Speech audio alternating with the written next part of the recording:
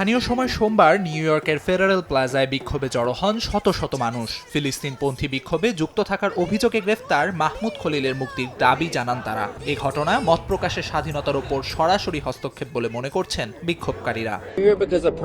এভাবেই শুরু হয়। আমরা যদি এখনই রুখে না দাঁড়াই তাহলে স্বাধীন মত প্রকাশের সুযোগ হারাতে হবে আমাদের।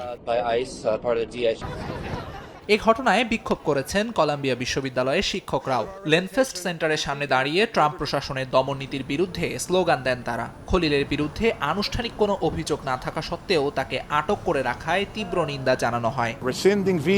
আমরা বিশ্বের সামনে স্বাধীনতার প্রতীক, অথচ আজ আমাদেরই এক শিক্ষার্থী রাজনৈতিক বন্দী। এটি আমেরিকার ইতিহাসের এক কালো অধ্যায়।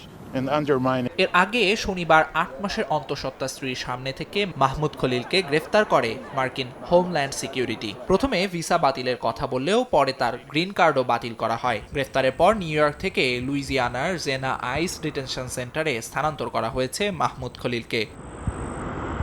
আমিরুল ইসলাম আলিফ, সময় সংবাদ।